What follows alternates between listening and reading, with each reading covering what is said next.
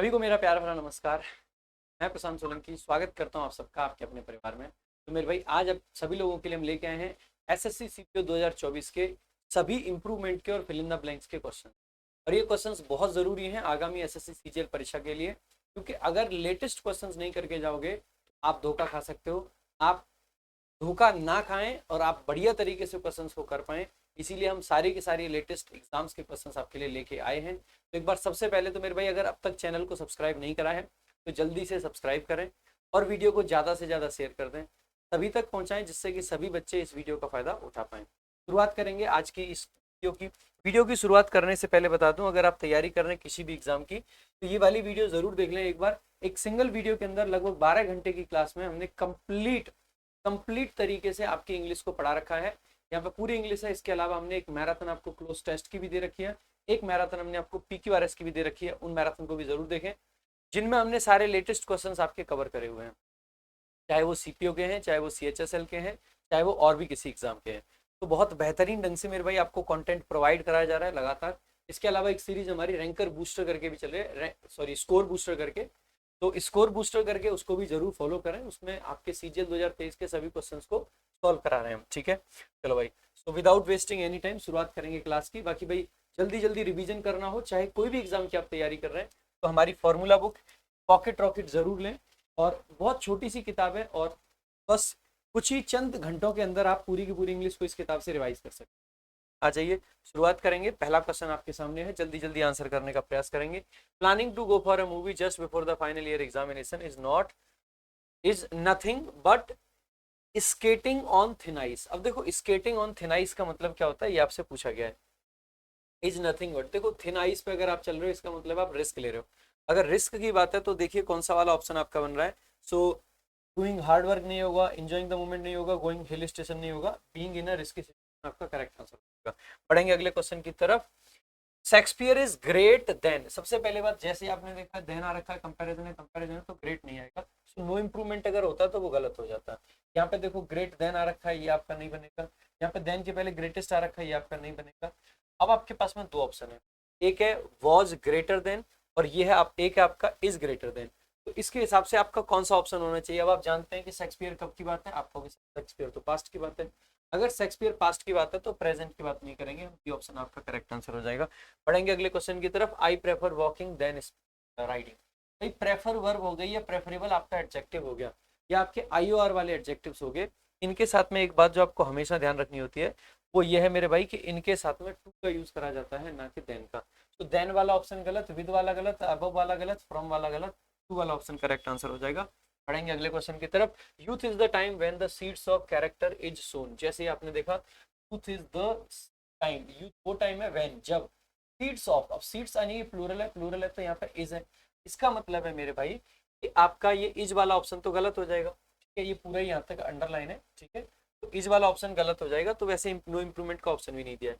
अब देखो यहाँ पे प्रेजेंट में टेंस चल रहा है, इसीलिए हेड वाला ऑप्शन गलत हो जाएगा, वर वाला ऑप्शन गलत हो जाएगा और आपका विल वाला ऑप्शन गलत हो जाएगा। यहाँ पे सीट्स हिसाब से आर वाला जो ऑप्शन है वो आपका करेक्ट आंसर। ठीक है, पढ़ेंगे आगे अगले क्वेश्चन की तरफ। An awkward neither grammatically accurate sentence is the result of centre implanting. कहा गया देखो ऑकवर्ड और ग्रामेटिकली एक्यूरेट। देखो एक तो ऑकवर्ड है और ग्रामेटिकली एक्यूरेट है, ये दोनों ही आपस में अपोजिट चीजें हैं। एक तो एक तरफ तो नेगेटिव बात कर रहे हैं ऑकवर्ड है, और एक कह रहे हैं ग्रामेटिकली एक्यूरेट है। अपोजिट चीजों को अगर जोड़ रहे हैं, देखो अनलेस आपका कंडीशन दिखाता है, इधर और के साथ पेयर बनाता है, बियॉन्ड अलग ही आपका मतलब लिमिट्स को दिखाता है, बट आपका कॉन्ट्राडिक्शन दिखाता है, ये आपका सही हो जाएगा। ऑकवर्ड है लेकिन ग्रामेटिकली एक्यूरेट सेंटेंस है और वही रिजल्ट होता है सेंटर इम्प्लांटिंग का। नेक्स्ट देखेंगे, अगला आपका क्वेश्चन है the referee declared that the participant who will score the highest points in the tally will take away the मतलब कैश प्राइज। अब देखो जैसे आपने देखा यहाँ पे भी आगे बिला रखा है और यहाँ पे भी आपके बिला रखा है। अब कायदे की बात यह है कि रेफरी ने ये डिक्लेयर किया था कि जो लोग सबसे ज्यादा पॉइंट वही आपका क्या ले जाएंगे, प्राइस ले जाएंगे। जब फ्यूचर के दो एक्शन को दिखाना हो तो एक क्लॉज आपकी हम फ्यूचर से रखते हैं और एक आपकी प्रेजेंट में रख देते हैं, तो यानी कि विल वाला ऑप्शन आपका नहीं बनेगा। अच्छा, यहाँ पे कैन स्कोर का सेंस नहीं है, कुड का नहीं है, स्कोर्स आपका करेक्ट आंसर बन जाएगा। So he scores the highest point, ये आपका करेक्ट आंसर। ठीक है, आगे देखेंगे। My friend are on a trip to the world. भाई देखो ट्रिप अगर कर रहे हैं तो टू द वर्ल्ड, कोई वर्ल्ड डेस्टिनेशन तो है नहीं भाई, दूसरी दुनिया से आके इस दुनिया की सैर करने गए। जैसे ट्रिप टू अमेरिका हो सकता है, ट्रिप टू ब्रिटेन हो सकता है, ट्रिप टू इंडिया हो सकता है, पर ट्रिप टू द वर्ल्ड का कोई सेंस बनेगा नहीं। हाँ हम ये कह सकते हैं दुनिया के चारों तरफ घूम रहे हैं, दुनिया में घूम रहे हैं, so with in the world नहीं कहेंगे, अराउंड द वर्ल्ड आपका करेक्ट आंसर हो जाएगा। बाई द वर्ल्ड नहीं और इन द वर्ल्ड, ठीक है। सो अराउंड आपका सही है, यानी कि पूरी दुनिया में ट्रिप कर रहे हैं वो। The government must strive to provide a या an fair and square deal. भाई फेयर एंड स्क्वायर का मतलब होता है ऑनेस्ट एंड अपराइट, कोई व्यक्ति जो बहुत ऑनेस्ट हो, स्ट्रेट फॉरवर्ड हो, अपराइट हो। Option B is correct answer, ठीक है। आगे देखेंगे, अगला आपका क्वेश्चन है the culprit had been shot from the back. भाई शॉट इन द बैक आपका फिक्स फ्रेज होता है, शॉट इन द बैक, ठीक है। So shot in the back आपका करेक्ट आंसर, ठीक है। शॉट फ्रॉम द बैक नहीं होगा, शॉट इन द बैक होता है, जिसका मतलब होता है कि पीछे से उसके गोली मार दी, ठीक है। आगे देखेंगे, the Kalpana listened to Sheetal carefully, she knew that she should take it with a grain of salt. भाई आपका इडियम होता है take something with a grain of salt, इसका मतलब है किसी चीज को पूरे तरीके से बिलीव नहीं करना है, थोड़ा सा उसमें डाउट रखना है। ऑप्शंस देखेंगे, एक दे रखा है regarded as exaggerated and not completely true. Not completely true का सेंस है ये आपका बन सकता है। बाकी ऑप्शन देखेंगे, move according to the trend नहीं बनेगा। वी डू इट मेटिकुलसली, ये मेटिकुलसली का नहीं बनेगा, ठीक है। टेक साल्ट करके, accept it as really useful नहीं मेरे भाई, पूरे तरीके से नहीं। सो ये ऑप्शन आपका करेक्ट आंसर हो जाएगा। बढ़ेंगे आगे अगले क्वेश्चन की तरफ। अगला आपका क्वेश्चन है the author's writing style is characterized by its poetic language. भाई पोएटिक लैंग्वेज का मीनिंग बेसिकली पूछा है। देखो poetic language can not be simple, lucid language भी आपकी एक तरीके से सिंपल ही होती है, तो इसको भी नहीं बनाएंगे। तो देखो प्रोसाइक का मतलब भी होता है इजी टू अंडरस्टैंड, तो ये भी नहीं बनेगा। So lyrical is the correct answer. Lyrical का मतलब है बहुत अच्छे से एक्सप्रेस करी गई हो, और प्रोसाइक का मतलब है जो मतलब उतनी आसानी से अंडरस्टैंड भी ना हो, मतलब सिंपल के सेंस में आ जाता है। लेकिन यहाँ पे रिदमिक लैंग्वेज जो होती है आपकी लिरिकल लैंग्वेज बोल देते हैं, पोइटिक आपका वही होता है। नेक्स्ट देखेंगे अगला आपका, my friend vanished when the goons came to fight with me. तो माई फ्रेंड वेनिस्ड, अब देखो एक है मोबिलाइज, एक है अटैक्ड, एक है डिसअपियर्ड, एक है कंडेम्ड। कंडेम करने का मतलब होता है किसी को क्रिटिसाइज करना। अब आपके दोस्त ने क्रिटिसाइज नहीं करा है, ठीक है। दूसरा एक है आपका मोबिलाइज, मोबिलाइज हम वस्तुओं को करते हैं, मोबिलाइज करने का मतलब होता है एक जगह से दूसरी जगह जाना, या फिर एक जगह से दूसरी जगह किसी सामान को ले जाना, मोबिलाइज करना होता है। अटैक तो नहीं होगा, तो यहाँ पे डिसअपियर्ड आपका करेक्ट आंसर हो जाएगा। My friend disappeared when the goons या ठग्स कह लो अराइव, ठीक है। Option C is the correct answer. Next देखेंगे अगला आपका क्वेश्चन है, if I was very rich I would spend all my time and money for the poor. देखो जैसे ही आप देखते हैं कि अनरियल कंडीशन है, क्योंकि आगे वुड आ रखा है, अनरियल कंडीशन में कभी भी वॉज का नहीं वर्क का प्रयोग करते हैं, एक ही ऑप्शन वर्क के साथ है, यही आपका करेक्ट आंसर हो जाएगा। आगे क्वेश्चन देखेंगे, no sooner had she finished her breakfast than she had received a phone call. देखो भाई जैसे ही देखेंगे नो सूनर का पेयर देन होता है, यहाँ पे दैट लगा रखा है, दैट वाले ये दोनों ऑप्शन आपके एलिमिनेट हो जाते हैं। अच्छा क्योंकि सेंटेंस आपका पास्ट में चल रहा है तो रिसीव्स वाला एलिमिनेट हो जाता है, बी ऑप्शन करेक्ट आंसर हो जाएगा। बढ़ेंगे अगले क्वेश्चन की तरफ, after he leave we discussed his suggestion. जैसे आपने देखा भाई डिस्कस्ड है तो पास्ट की बात है, पास्ट की बात है तो हैज लेफ्ट नहीं आएगा, हैड लेफ्ट आपका पास्ट परफेक्ट बन रहा है, फिर फ्यूचर बन रहा है, okay। ये आपका देखो वॉज लीविंग है, लीव आपका शॉर्ट एक्शन होता है तो इसको नहीं लगाएंगे। और वैसे भी आफ्टर के साथ में जनरली आप जानते हैं कि परफेक्ट टेंस आता है, आफ्टर ही हैड लेफ्ट आपका करेक्ट आंसर हो जाएगा। नेक्स्ट देखेंगे अगला आपका, तो very informative Shweta's article was mercilessly rejected. एक तरफ कहा गया कि इंफॉर्मेटिव था, लेकिन एक तरफ कहा गया कि उसको मर्सीलेसली रिजेक्ट कर दिया गया था एडिटर के द्वारा, ठीक है। तो अब देखेंगे यहाँ पे देखो वॉज मर्सीलेसली रिजेक्टेड, देखो रिजेक्टेड ऑफ नहीं होगा, रिजेक्टेड बाई होगा, ऑफ वाले और ये वाले सब गलत हो जाएंगे, rejected by the editor. Next देखेंगे आगे अगला आपका क्वेश्चन है, my son will carry out my business in my absence. अब देखो भाई कैरी आउट करने का मतलब होता है कोई एक्सपेरिमेंट वगैरह करना, ठीक है। और आपको पता है अगर आप किसी चीज को कंटिन्यू करने का सेंस है तो कैरी ऑन आपको लगाना होता है, ना कि कैरी आउट, ठीक है। नेक्स्ट देखेंगे अगला आपका क्वेश्चन है, it is a fact that the same judgement can often be taken by more than one way. भाई देखो अगर आप किसी चीज को समझने की बात कर रहे हो, ठीक है, तो सबसे पहली बात है कि हम कह रहे होते हैं can be taken in more than one way. In more than one वे आपका करेक्ट फ्रेज होता है, आपका इन वाला ऑप्शन सही हो जाएगा। ऑन नहीं होगा, ऑफ नहीं होगा, फॉर नहीं होगा, यानी कि हम कहते हैं ना कई तरीकों में उसको एक्सप्लेन किया जा सकता है, कई रास्तों से समझा जा सकता है, तो इन आ जाता है। नेक्स्ट देखेंगे अगला आपका क्वेश्चन है, he always use to say that he was not a beggar by choice and if someone could employ him he would like to eat. फिर भाई देखो कहा गया है कि वो बेगर बाई चॉइस नहीं था, और अगर कोई उसको एम्प्लॉय करता तो वो खाना पसंद करता है काम करना, भाई काम करने की बात है। अगर आप कहोगे कि अगर आपको क्या करना है, अगर कोई एम्प्लॉय कर रहा है, सो लिसन टू मी नहीं होगा, और लिव टू वर्क का मतलब है जिंदा रहता है काम करने के लिए। लिंगर एट वर्क नहीं करना है आपको, लव टू वर्क आपका करेक्ट आंसर हो जाएगा। अगर कोई उसको एम्प्लॉय करता तो he would like to work. ठीक है, आगे देखेंगे। In yesterday's fire accident her feet are burnt badly. Yesterday की बात है तो पास्ट की बात है, और दूसरा फीट्स नहीं होता है, फुट आपका सिंगुलर होता है तो फीट आपका प्लूरल होता है। तो पहले तो फुट्स वाला गलत हो जाएगा, नो सब्स्टिट्यूशन गलत हो जाएगा, और फीट के साथ में सिंगुलर नहीं प्लूरल वर्ब आएगी, इसीलिए बी ऑप्शन करेक्ट हो जाएगा। आगे देखेंगे अगला।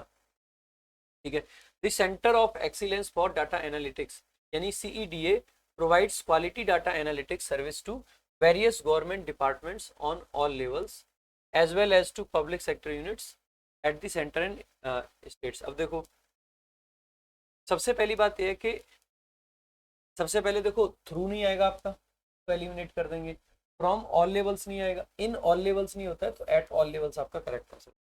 लेवल के साथ में वैसे भी हम कहते हैं ना, लेवल के साथ में एट प्रीपोजिशन लगाते हैं, हम आप किस लेवल पर उसको दिखाने के। ठीक है, तो आगे देखेंगे। You have tears prepare to set them now. अब देखो दो सेंट आपके क्लॉजेज हैं, दो क्लॉजेज को जोड़ने के लिए एक कंजंक्शन चाहिए, ऊपर बिना कंजंक्शन के दिया है, ये गलत हो जाएगा आपका। अनलेस यू हैव टीयर्स, इसका मतलब है अगर टीयर्स नहीं है तो बहाने के लिए तैयार रहो, ये कोई बात नहीं होगी। येट तो नहीं बनेगा, येट से तो शुरुआत ही नहीं कर सकते क्योंकि ये तो कोऑर्डिनेटिंग कंजंक्शन है। अंटिल यू हैव टीयर्स, जब तक आंखों में आंसू ना हो बहाने के लिए तैयार रहो। फिर बहाओगे क्या नदियां? इफ यू हैव टीयर्स, अगर आपकी आंखों में आंसू हैं तो बहाने के लिए तैयार रहो। नेक्स्ट देखेंगे आगे। अगला आपका क्वेश्चन है, this is the group of leaders in whom the ruling government has placed its trust। अब देखो जैसे ही आप ऑप्शन को देखते हो सबसे पहले देखना इनका ऑब्जेक्ट क्या हु बन सकता है, आपको नहीं बनेगा। ऑन का ऑब्जेक्ट हु बन सकता है, नहीं बनेगा। विथ का ऑब्जेक्ट हु बन सकता है, नहीं बनेगा। एक ही ऑप्शन है, correct answer is option A. Next देखेंगे अगला आपका क्वेश्चन है, the government to who, same question है, देखो टू प्रेपोजिशन उसका ऑब्जेक्ट बनेगा। आप कहोगे कि ये वाला ऑप्शन एलिमिनेट हो जाता है। ठीक है, टू हु आई सोल्ड आपको लिखना चाहिए, यहाँ से आई गायब है तो ये आपका गलत हो जाएगा, और ये सेल वर्ब लिख दिया है और सेंटेंस आपका पास्ट का, इसीलिए ये गलत हो जाएगा, सी ऑप्शन का। आगे देखेंगे अगला आपका question, a sharp fall in the price of jute have. अब देखो अ शार्प फॉल आपका सब्जेक्ट है और ये तो सिंगुलर है, इन प्रेपोजिशन उसका ऑब्जेक्ट है द प्राइसेस ऑफ। आप आसानी से कह सकते हो कि सिंगुलर वर्ब चाहिए, इसीलिए हैव वाला ऑप्शन गलत हो जाएगा। ये भी हैव है, ये भी हैव है, नो इंप्रूवमेंट भी है, तो ये करेक्ट हो जाएगा। नेक्स्ट देखेंगे अगला आपका क्वेश्चन है, we should not underestimate the signification. भाई सिग्निफिकेशन नहीं, सिग्निफिकेंस आपका करेक्ट नाउन, सिग्निफिकेंस। ठीक है, तो देखेंगे यहाँ पे सिग्निफिकेशन है, सिग्निफिकेशन है, सिग्निफिकेशन है, सिग्निफिकेंस आपका एक ही ऑप्शन में, that is the correct answer. ठीक है, so option C is the correct answer. Next देखेंगे अगला आपका क्वेश्चन है, half of the property given to his sons by the businessman last year. जैसे आप देखोगे सर गिवन लिख दिया है, लेकिन इसके लिए हेल्पिंग वर्ब नहीं लिखी है। वर्ब की थर्ड फॉर्म कभी भी डायरेक्ट नहीं आती, या तो हैज हैव हैड के बाद आएगी एक्टिव सेंटेंस में परफेक्ट टेंस बनाने के लिए, या is am are was were यानी बी की फॉर्म्स के बाद आती है पैसिव सेंस के लिए। प्रॉपर्टी किसी को दे नहीं रही है, प्रॉपर्टी को दिया जा रहा है, यानी कि प्रॉपर्टी कुछ नहीं कर रही है, प्रॉपर्टी ट्रांसफर होगी। इसका मतलब आसानी से कह सकते हैं कि पैसिव सेंस है, पैसिव सेंस है, आपको वर्ब की फॉर्म चाहिए। फॉर्म कौन सी चाहिए? लास्ट ईयर है यानी कि पास्ट का टेंस चाहिए, एज नहीं आएगा, ठीक है, इज नहीं आएगा, नो सब्स्टिट्यूशन तो गलत ही था, तो वॉज वाला करेक्ट आंसर हो जाएगा। आगे देखेंगे अगला आपका क्वेश्चन है, ही वांटेड टू विजिटिंग। फिर भाई जैसे ही देखोगे वांटेड टू विजिटिंग नहीं होगा, टू के बाद में वर्ब की फर्स्ट फॉर्म आती है, he wanted to visit, ये आपका ऑप्शन करेक्ट हो जाएगा, बी ऑप्शन। नेक्स्ट देखेंगे अगला आपका क्वेश्चन है, his interpretation of the facts was impressive। जैसे देखेंगे his interpretation of the facts की बात कर रहा है। अच्छा, इसमें फैक्ट्स वगैरह को सबने हटा दिया है, अब रियलिटी जी की बात कर लिया। देखो अंडरस्टैंड आपकी वर्ब होती है, तो अंडरस्टैंड्स ऑफ द फैक्ट नहीं हो सकता है क्योंकि हिज आगे लगा रखा है, तो नाउन चाहिए। अंडरस्टूड वर्ब की सेकंड फॉर्म है, अंडरस्टैंड वर्ब है, अंडरस्टैंडिंग आपका करेक्ट आंसर हो जाएगा। नेक्स्ट देखेंगे आगे, क्योंकि अंडरस्टैंडिंग वर्ब की आईएनजी फॉर्म और वो नाउन खत्म। Had I known that you were planning to visit me. भाई हैड आई नोन है तो इसका मतलब है इफ आई हैड नोन, यानी कि थर्ड कंडीशनल। अगर थर्ड कंडीशनल है, अगर इधर इफ के साथ में हैड प्लस V3 है, तो इधर आपका क्या आ जाना चाहिए? आप कहोगे सर ऐसे केस में आपको क्या लगा देना चाहिए? वुड हैव प्लस वर्ब की थर्ड फॉर्म। ठीक है, तो अगर मुझे पता होता तो मैंने ये कर दिया होता, ये कर दिया होता, तो आई वुड हैव। आप में से कुछ बच्चों को ही लग सकता है कि सर वुड हैव डू तो क्यों नहीं आएगा, क्योंकि डन होना चाहिए। सर मस्ट हैव इसमें जनरली नहीं लगाते हैं, कुछ बच्चों को लगेगा सर शुड हैव क्यों नहीं आएगा। मेरे भाई शुड का प्रयोग हम तब करते हैं जब कुछ आपका ऐसा सेंस है कि हमें ये करना चाहिए। कहना चाह रहे हैं कि अगर मुझे पता होता कि आप आने की कोशिश कर रहे हैं तो मुझे ये करना चाहिए था। चाहिए था वो हम तब कह रहे होते हैं, कंडीशनल में शुड जनरली नहीं आता है। कंडीशनल में या तो कुड आता है, माइट आता है और वुड आता है, जनरली वुड आता है। शुड तो नॉर्मल सेंस में आता है, you should have done it, आपको ये कर देना चाहिए। लेकिन अगर आप खुद की कह रहे हो कि अगर मुझे पता होता तो मैं कर देता, देना चाहिए था नहीं, कर देता। कर देता यानी कि वुड वाला सेंस आपका करेक्ट हो जाएगा। नेक्स्ट देखेंगे अगला आपका, what exactly have the teachers being doing wrong. देखो जैसे ही देखोगे हैव आपका यहाँ पे आ चुका है तो हैव के बाद में बी नहीं आएगा, थर्ड फॉर्म बीन आएगी और इसके बाद में आपका आईएनजी फॉर्म आएगी। तीन वाला ऑप्शन सही होगा। अब देखो टीचर्स है और यहाँ पे हैव रिपीट करती है, दो बार हैव नहीं आएगा। हैव आ रखा है तो आर नहीं आएगा, हैव आ रखा है तो बीइंग नहीं आएगा। कौन सा ऑप्शन सही, सी ऑप्शन। नेक्स्ट देखेंगे अगला आपका क्वेश्चन है, if his father will give him money. भाई इफ के साथ में आपका विल लगा रखा है, कंडीशनल कंडीशन की क्लॉज है और इसमें विल आपका नहीं आता है तो आप क्या कह दोगे, तो हिज फादर के साथ गिव नहीं लिख सकते और क्योंकि आगे विल है तो यहाँ पर गिव नहीं लिख सकते, गलती हो गया था, ये ऑप्शन करेक्ट हो जाएगा। आगे देखेंगे अगला आपका क्वेश्चन, जल्दी जल्दी आंसर भी करते रहेंगे साथ साथ में। The road is too busy for elderly people that they can not cross safely. जैसे देखा भाई टू आ रखा है, अब आपको पता होना चाहिए कि टू के साथ में एडजेक्टिव आता है और आगे to plus V one, to के साथ में एडजेक्टिव आता है और आगे दैट और नॉट का पेयर बनता है, जनरली कैन नॉट। ठीक है, आप कहोगे सर क्योंकि यहाँ पे टू है तो दैट वाला गलत हो जाएगा, दैट वाला तो गलत हो जाएगा, दैट वाला तो गलत हो जाएगा, एक ही ऑप्शन है, बी ऑप्शन भी। नेक्स्ट देखेंगे अगला आपका क्वेश्चन है, the core part in artificial intelligence is. देखो core part in part of something, हमेशा जब भी हम किसी चीज के हिस्से की बात करते हैं तो we talk about part of something. Part of something की बात करते हैं तो कौन से ऑप्शन में पार्ट ऑफ दे रखा है, option C is the correct answer. मेरे भाई देखो बहुत अच्छे से सिंपल सिंपल क्वेश्चन आपको लग रहे होंगे, सारे क्वेश्चंस मैंने इसी तरीके से सॉल्व कराए। एक तो भाई बिल्कुल ना भूलें आपको वीडियो को तुरंत लाइक कर देना। दूसरी बात जो आपको बिल्कुल नहीं भूलनी है मेरे भाई, वो ये है कि आप बड़े अच्छे से पढ़ाई कर सकते हो, इंग्लिश बड़े ज़बरदस्त तरीके से पढ़ सकते हो।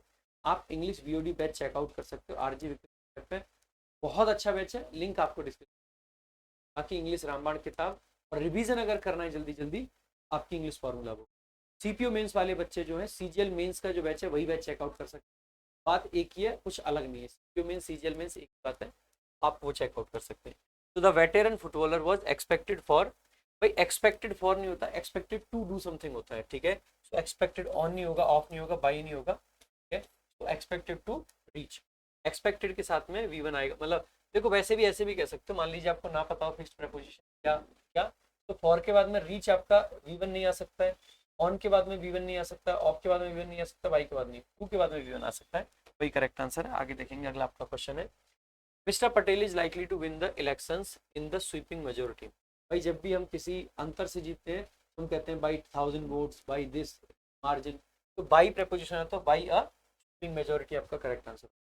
आगे देखेंगे अगला आपका क्वेश्चन है, नॉट अ वर्ड। भाई सेंटेंस की स्टार्टिंग में नेगेटिव वर्ड आ जाता है तो आप ऐसे केस क्या करोगे, नॉट अ वर्ड वाले में कि आपको इन्वर्जन लगाना पड़ेगा। और इन्वर्जन लगाने का मतलब है कि पहले हेल्पिंग वर्ब आएगी और फिर आपका सब्जेक्ट आएगा, फिर मेन वर्ब। और क्योंकि स्टार्टिंग में नॉट आ गया है तो दोबारा से नॉट लगाने की जरूरत नहीं है, तो दो इंप्रूवमेंट वाला गलत हो। हेड के बाद में वर्ब की थर्ड फॉर्म आती है इसलिए ये गलत हो जाएगा। डिड के बाद में वी वन आता है, ये सही हो सकता है। डू के बाद में वी वन आता है, ये सही हो सकता है।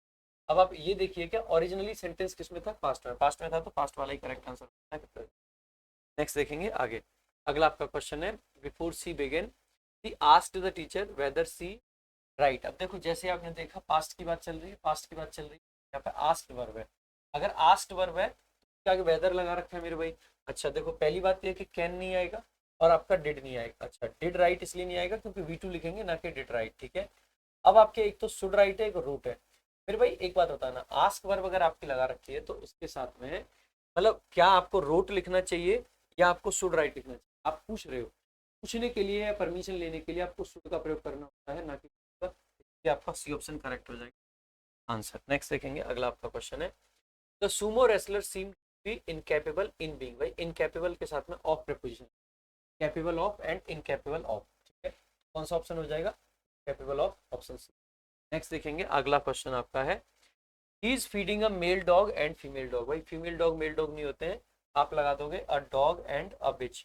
लेडी डॉग कुछ नहीं होता है और पप्पी को मतलब फीमेल डॉग को पपी से मतलब रिप्लेस नहीं करोगे, ठीक है। सो आपका करेक्ट आंसर क्या हो जाएगा, तो अ डॉग एंड अ फिश, ये करेक्ट आंसर। देखेंगे अगला आपका क्वेश्चन है, व्हाट फ्लेवर आइसक्रीम। मेरे भाई देखो आइसक्रीम आपका नाउन है और फ्लेवर भी आपका नाउन, डायरेक्टली दो नाउन आप ऐसे नहीं लिखते के बीच में आपको कोई प्रपोजिशन। अब किस चीज के फ्लेवर की बात कर रहे हैं, आइसक्रीम। अगर जब रिलेशन बताना हो, कनेक्शन बताना हो, तो हमें ऑफ प्रपोजिशन लगता है, तो यहाँ से आंसर मार्क कर सकते हैं। आइसक्रीम फ्लेवर्ड नहीं लिखेंगे, फ्लेवर्स आइसक्रीम आपके वैसे ही एलिमिनेट। तो what flavour of ice cream do you want, next देखेंगे आगे। अगला आपका क्वेश्चन है, the quality of students of an educational institute is of great importance and a crucial starting point. तो the quality of students in होना चाहिए भाई, educational institute के अंदर, इंस्टीट्यूट बात कर रहे हैं तो इन होना चाहिए, ठीक है। अब आप देखोगे यहाँ पे इन आ गया है, यहाँ पे भी इन आ गया, दूसरे में भी, मतलब बी ऑप्शन तो नो सब्स्टिट्यूशन है, उसको तो हटा ही देंगे। यहाँ भी इन है, यहाँ तीनों में इन है। अब आगे देखेंगे और कहाँ पे एरर है, अच्छा यहाँ पे भी इन कर दिया है। अब ध्यान देंगे, ऑफ ग्रेट इंपॉर्टेंस आपका करेक्ट फ्रेज होता है, ना कि इन ग्रेट इंपॉर्टेंस, ठीक है। तो द क्वालिटी ऑफ, मतलब किसी की जो इंपॉर्टेंस है वो कैसी होनी चाहिए, बहुत अच्छी। तो ऑफ प्रेपोजिशन आता है ना कि इन, तो इन वाला गलत हो जाएगा। आगे देखेंगे, यहाँ पे देखो आप अगर थोड़ा सा ध्यान दोगे तो दोनों में यहाँ फर्क दिख रहा है, स्टार्ट पॉइंट और स्टार्टिंग पॉइंट। एक में स्टार्ट पॉइंट दिया है और एक में आपका स्टार्टिंग पॉइंट दिया है। अब आपको खुद से बताना है कि स्टार्ट पॉइंट सही होता है या स्टार्टिंग, आप कहोगे सर स्टार्टिंग पॉइंट सही होता है, डी ऑप्शन करेक्ट आंसर हो जाएगा।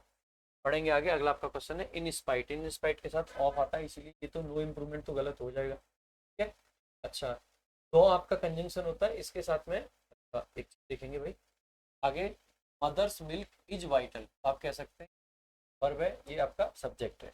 अगर सब्जेक्ट और वर्ब लगाए हुआ है इसका मतलब है आपका तो करेक्ट हो जाएगा, क्योंकि कंजंक्शन। डेस्पाइट आपका प्रेपोजिशन है, इसके साथ में क्लॉज आप नहीं लिखते, ठीक है। तो ये गलती मत करना, कई बार गलती हो सकती है। इन स्पाइट को देखते ही कहोगे डेस्पाइट आ जाएगी इसकी जगह। आगे देखिएगा, इज वाइटल लिखा हुआ है यानी कि पूरी क्लॉज है, अगर क्लॉज है तो कंजंक्शन आएगा ना, क्योंकि ऑप्शन बी में है। नेक्स्ट देखेंगे अगला आपका, he asked me where my home town is and where I worked. जैसे आपने देखा वर्कड पास्ट है, पास्ट की बात कर रहे हैं, तो होम टाउन इज नहीं, वाज आपका करेक्ट आंसर, ठीक है। नेक्स्ट देखेंगे अगला आपका, आइसक्रीम मेल्ट्स फास्टली। भाई फास्टली कुछ नहीं होता, ये गलत होता है, फास्टेस्ट भी नहीं लिखेंगे, ठीक है। और सिंपल फास्ट लिख देंगे, करेक्ट आंसर, ठीक है। आगे मेल्ट्स आपका करेक्ट होगा ही होगा, यहाँ पे मेल्ट है इसीलिए ये वाला ऑप्शन गलत हो जाएगा। गाइस आइस जो है वो सिंगुलर वर्ब है, मतलब सिंगुलर नाउन है। Mihir's ability to think outside dash, भाई आउटसाइड द बॉक्स कहते हैं, think something out of the box, think outside the box, ये आपका फ्रेज होता है। नेक्स्ट देखेंगे, अभी भाई पिलर्स के क्वेश्चन है, पिलर्स के 4-5 ही क्वेश्चन आए थे पेपर में, ज़्यादा नहीं आए थे। She dash her painting by this time next week. भाई देखो फ्यूचर की एक डेडलाइन दे रखी है, फ्यूचर की डेडलाइन है यानी फ्यूचर का परफेक्ट आ जाएगा, विल हैव, ठीक है। टाइम डेडलाइन के साथ में परफेक्ट टेंस आएगा। अच्छा भाई अगला क्वेश्चन है, dash S D O is the head of sub division. Sub division का हेड होता है जिसको सब डिवीजन ऑफिसर कहा जाता है बेसिकली, ठीक है। So S D O, S D O का जब साउंड है ना तो ऐसे आ रहा है, ऐसे साउंड आ रहा है, तो आपका जो आर्टिकल आएगा वो ए नहीं आएगा। दूसरी बात, बिना आर्टिकल के नहीं लिखेंगे, एक व्यक्ति है, एन एस डी ओ आपका करेक्ट हो जाएगा, दो ऑप्शन है। आगे देखेंगे, ऑफ डैश गवर्नमेंट ऑर्गेनाइजेशन। तो भाई गवर्नमेंट ऑर्गेनाइजेशन, एक किसी भी गवर्नमेंट ऑर्गेनाइजेशन की बात कर रहे हैं, of a government organisation is the correct answer. पढ़ेंगे अगले क्वेश्चन की तरफ, Ratna is known for dash. भाई देखो आपने सुना होगा क्रोकोडाइल टीयर्स, का मतलब होता है कि झूठे आंसू, दिखावटी आंसू, झूठा दुख, ठीक है। तो ये था भाई आपका पूरा का पूरा सीपीओ के इंप्रूवमेंट ऑफ फिलर्स, और बहुत बेहतरीन ढंग से मैंने आपको पूरे तरीके से करा दिए। अगर आपको बेसिक्स में थोड़ी सी भी दिक्कत लगती है मेरे दोस्त, आप हमारी कंप्लीट बेसिक्स ऑफ इंग्लिश ना भूलें, इतना सॉलिड कंटेंट आपको मिलेगा, किसी भी सेंटेंस को आप ब्रेक कर लोगे ये वीडियो देखने के बाद में। सेंटेंसेस को ब्रेक करना, किस सेंटेंस में किस पार्ट को आपको पढ़ना है, ये बड़ी अंडरस्टैंडिंग में काम आता है आपका, ठीक है। तो आगे तक बहुत काम आएगी, ये वीडियो जरूर देखें एक बार जब भी आपको टाइम मिले। बाकी मेरे भाई अगर आप लोग मेंस की तैयारी कर रहे हैं तो मेंस का बैच ले लें, सीपीओ मेंस के लिए या सीजीएल मेंस के लिए। और अगर आप लोग तैयारी कर रहे हैं आगे के किसी एग्जाम की 2024 मतलब 25-26 की, आप हमारा लाइव बैच जरूर ले सकते हैं, रैंकर्स 15.0। बाकी वीओडी बैच भी आप चेकआउट कर सकते हैं, ये हमारा इंग्लिश का वीओडी बैच है, आप ये बैच भी चेकआउट कर सकते हैं, बहुत ज़बरदस्त कंटेंट के साथ में, बड़ा सॉलिड बैच है। 699 रुपये में लाइफ टाइम वैलिडिटी के साथ में ये बैच, आपको मिलता है। बाकी मेंस वाले बच्चे ये वाला बैच चेकआउट कर लेंगे, चाहे सीपीयू मेंस वाले हैं चाहे सीजीएल मेंस वाले। ठीक है, इसके अलावा मेरे भाई हमारा ये कॉम्बो बैच भी आया करता है, जिसमें हमारे सारे टीचर्स बड़े अच्छे तरीके से, बड़े बेहतरीन तरीके से आप सभी को पढ़ाते हैं। ये हमारा मेंस के लिए भी बैच रहता है एक अलग, और अलग कॉम्बो होता है प्री वाले बैचों के लिए। आप ये बैच भी चेकआउट कर सकते हैं। बाकी जो भी बुक्स आप चेकआउट करना चाहें वो कर सकते हैं। इंग्लिश रामबाण एक बहुत ही खूबसूरत सी पुस्तक है, बड़े डिटेल में चीज़ों को इसमें समझाया गया है। आपकी वोकैब प्रैक्टिस बुक और आपकी सीजीएल वॉरियर बहुत अच्छी अच्छी किताबें हैं, आप कोई भी चेकआउट कर सकते हैं। बाकी मेरे भाई जरूर फॉलो करें हमें इंस्टाग्राम पे, व्हाट्सएप चैनल है हमारा प्रशांत सोलंकी इंग्लिश, बहुत अच्छा चैनल है, जिस पर सॉलिड कंटेंट धीरे धीरे आपको प्रोवाइड करने लगेंगे। तो भी व्हाट्सएप की लिमिटेशंस की वजह से कम कंटेंट दे पा रहे हैं, लेकिन बहुत जल्द बहुत अच्छा कंटेंट। बाकी वोकैब वंडर्स बाय प्रशांत सर, रैंकर्स बिल्कुल ऑफिशियल, ये दोनों हमारे टेलीग्राम चैनल है जिन पर अभी तक पूरा कंटेंट आपको मिलता है। इसको भी ज्वाइन करें, वोकैब वंडर्स जरूर ज्वाइन कर लें। ये सारी जो वीडियो इस चैनल पे मिलती है, इस चैनल की वीडियोस की जो फाइल है आपको वो वोकैब वंडर्स पर ही मिलेंगी सिर्फ। ठीक है, जल्दी से जरूर ज्वाइन करें। बाकी मेरे भाई अगर वीडियो अच्छी लगी हो तो लाइक कीजिएगा, शेयर कीजिएगा, बाकी चैनल को सब्सक्राइब जरूर कीजिएगा। अभी के लिए और आज के लिए रखेंगे सिर्फ इतना ही, मिलेंगे अगली वीडियो में। थैंक यू सो मच, जय हिंद, जय भारत।